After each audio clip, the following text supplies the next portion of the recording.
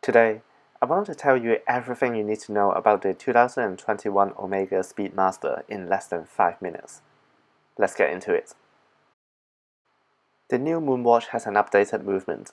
It is still a manually wound watch, but it now features a hacking second function, so you can synchronize with a reference time for precise time setting.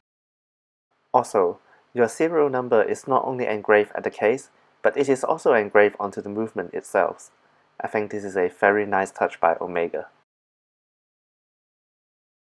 The new Speedy also has an updated bracelet.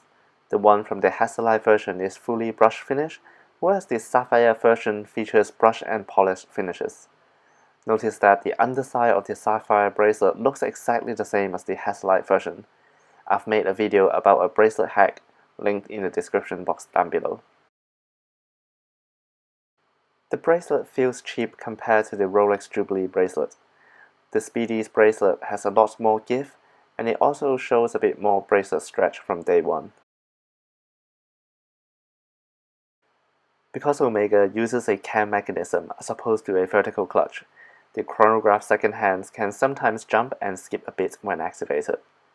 It doesn't happen all the time, but if it bothers you, I would suggest you to look into watches with a vertical clutch system.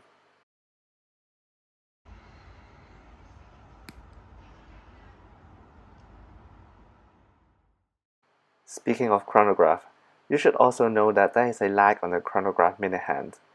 It doesn't snap onto the next minute, but rather, it moves gradually in between minutes. The new Moonwatch has an updated clasp. It is now smaller and has a micro adjustment system. There are only 2 holes though, and when the clasp is extended, it leaves 2 cutout openings which looks pretty ugly to my eyes. The watch has quite a sharp machine cut finish.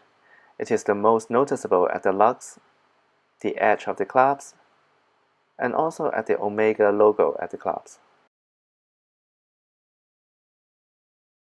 I personally find the Moonwatch a bit top heavy.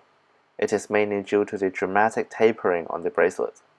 I think the watch could feel a bit more balanced if the tapering is more gentle.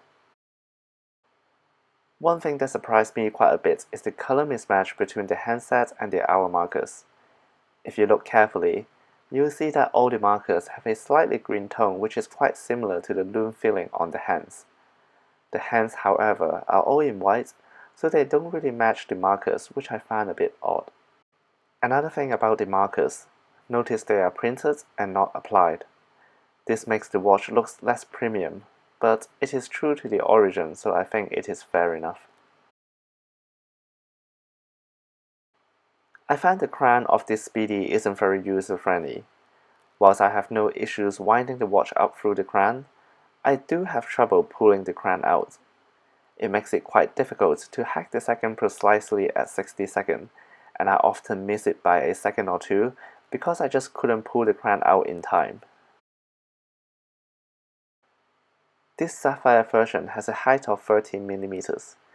On paper, it certainly isn't a thin watch, but don't let the number fool you.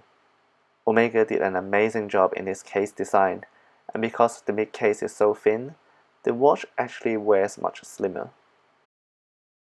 By way of comparison, this Tudor Black Bay 58 is 12mm thick, but because of its case design, the Black Bay 58 looks thicker than the Speedmaster, even though the Moonwatch is actually 7% thicker than the Black Bay 58.